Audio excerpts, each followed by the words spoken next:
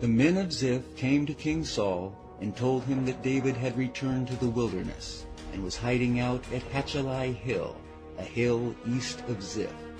So Saul took his elite corps of 3,000 troops and went to hunt him down. They camped along the road at the edge of the wilderness where David was hiding. But David knew of Saul's arrival and sent out spies to watch his movements. David decided to slip in one night and look around, and his nephew, Abishai, volunteered to go with him.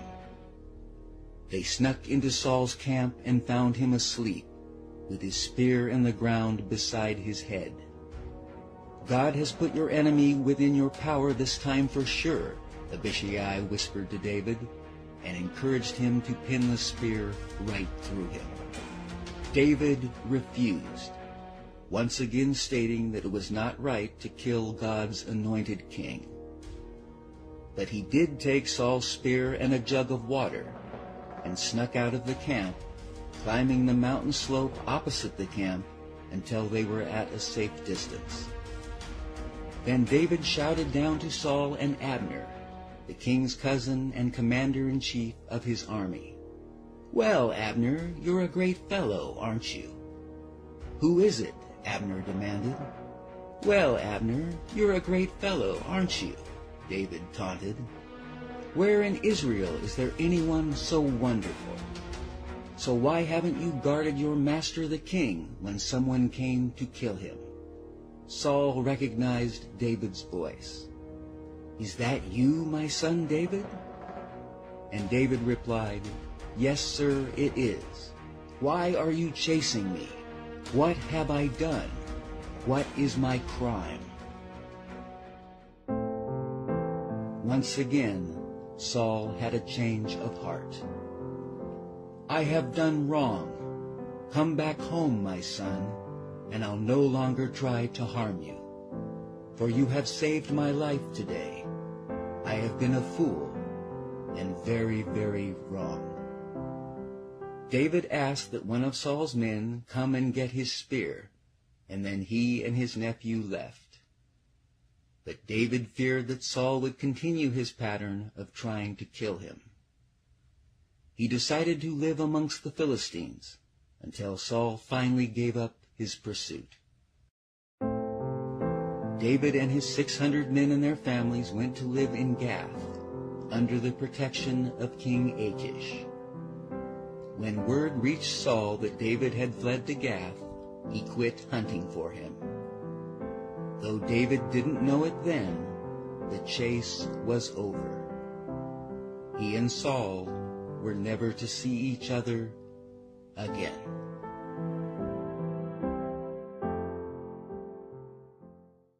David told King Achish that he would rather live in one of the country towns instead of the royal city, so the king gave him Ziklag, a town to the south. He and his men spent their time raiding the desert tribes who occupied the land between the south of Palestine and Egypt. King Achish would ask David where he made his raid, and David would reply, "Against the south of Judah and the people of Jerahmeel and the Kenites." No one was left alive to come to Gath and tell where he had really been. King Achish believed David and thought the people of Israel must truly hate him by now.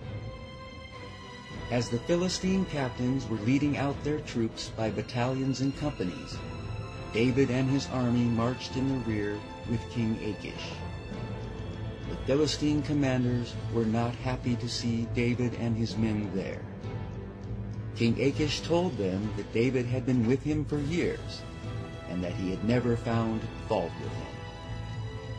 The commanders refused to let David go to battle with them, so King Achish asked David to leave, and he and his men went to Ziklag.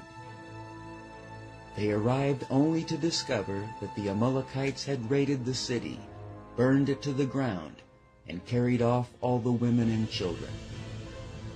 David asked the Lord, "Shall I chase them? Will I catch them?" And the Lord told him, "Yes, go after them. You will recover everything that was taken from you." David and his 600 men set out after the Amalekites. Along the way they found an Egyptian youth in a field and brought him to David. The boy explained that he was a servant of an Amalekite. After they burned Ziklag, he had been left behind because he was ill.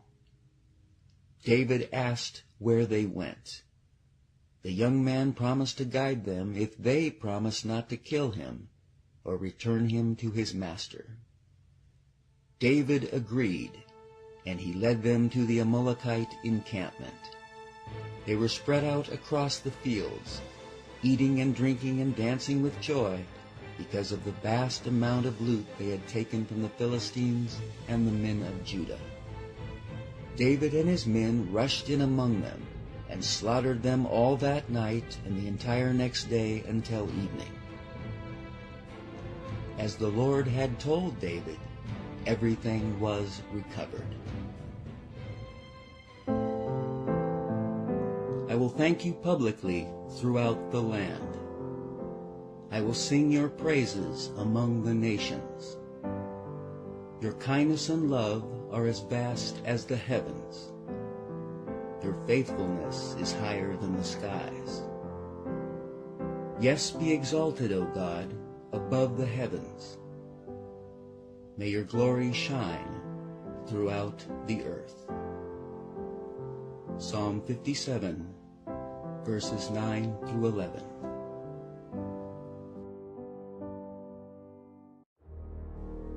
The Philistines mustered their armies for another war, setting up their camp south of Gilboa, a mountain range in northern Israel.